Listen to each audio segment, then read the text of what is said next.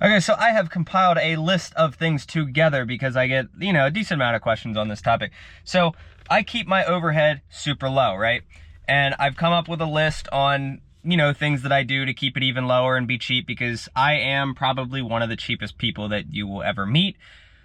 Except for when somebody is doing something for me, then I try to be very gracious and I spend a little bit more money than I really have to, but I like to show my appreciation to those types of people.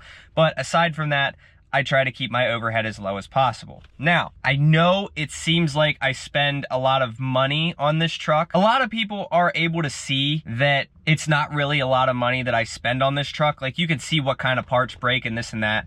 And you can see that, like, say, U-joints are a $20 part, okay? The seal back there was like a $40 part. The drain is like it's all cheap stuff. The coolant lines that I just replaced, that's $2 a foot, and I got 6 foot of it. That's $12, okay? I go and get, it's 12 bucks a gallon for coolant, 12 bucks a gallon for oil. I am very cheap, and I try to get as much out of my dollar as physically possible. So I've compiled a list of things together to go over just how to keep overhead low. And in doing so, by me keeping my overhead low, it allows me to be home more. Now, I know guys are like, oh, you're still out for 3 weeks, this and that. Yes, but I also take more time off than most of these people. I'll be out for 3 weeks, but a lot of these guys that go out for 3 weeks, they'll come home for a couple days and then they're back out. So in my case, I also have a couple of other revenue streams that I don't really need to worry about being out all the time. Yes, I still need to go out, but I don't need to go out as much, and my overhead is low. So the first thing I feel like is pretty obvious: running an older paid off truck.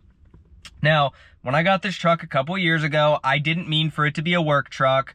I literally just bought it because it was my dream truck. It was a 2004 Ram 2500 with 20x12 wheels and 33-inch tires. It was black. It was completely murdered out. It had a leveling kit on it when I got it. I dropped that and did a reverse level on it because that's just what I like.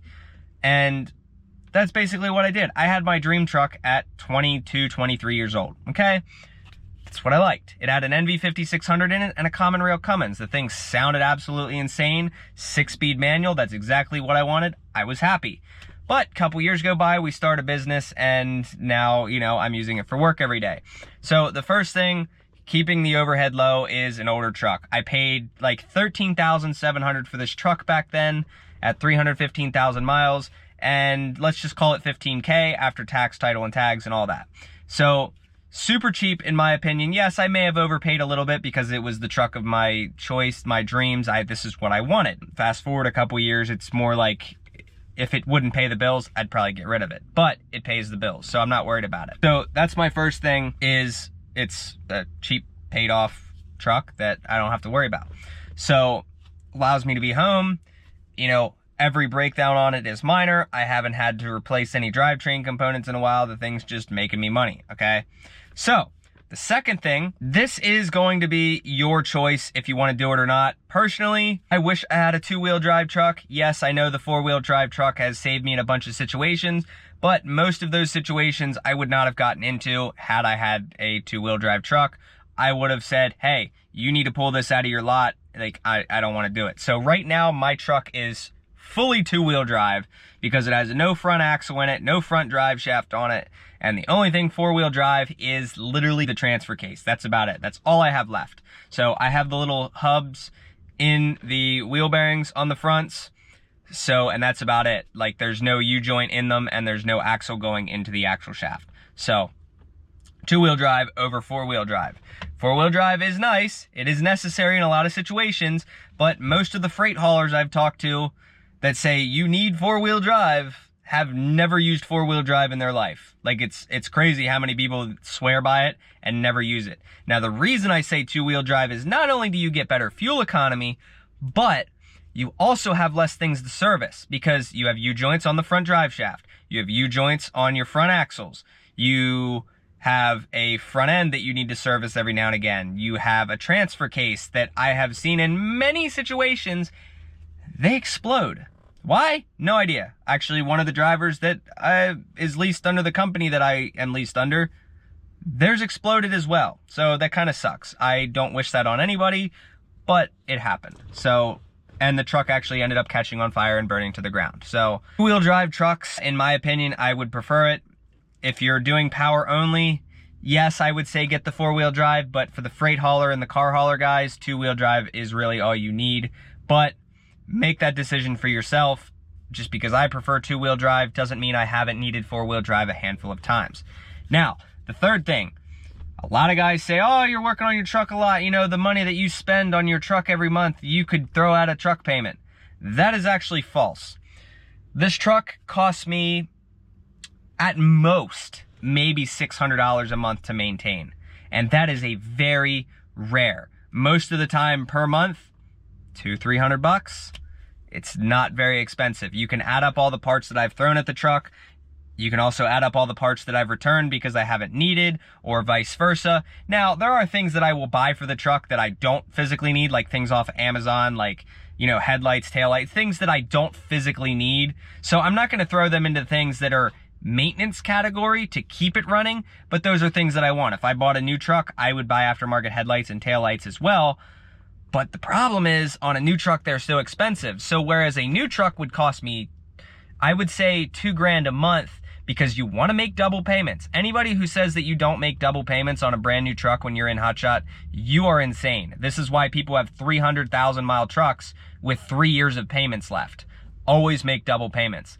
So that's $2,000 a month on top of when the new truck breaks. Now you're losing revenue because it has to sit at a dealership, okay? That's just my opinion.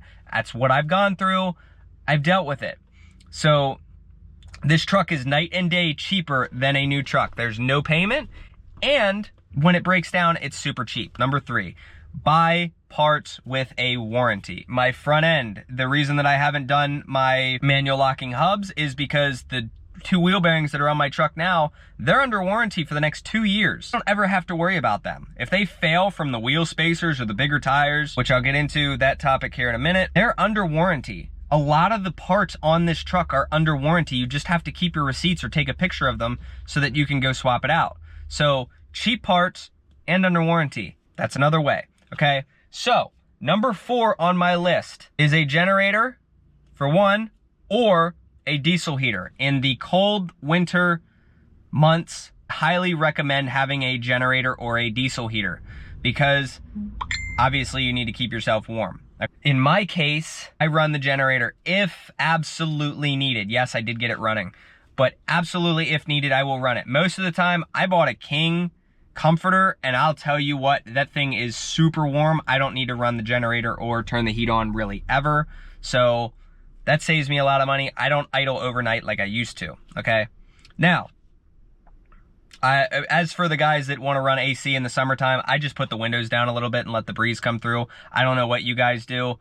I can't help you there with that advice, but an external generator, but they're really expensive, but they are worth it. Idling your diesel overnight, a newer diesel costs about $30 a night to idle. So take that how you will. Toe Piglet did a video on that a while back. So number 5, tire choice.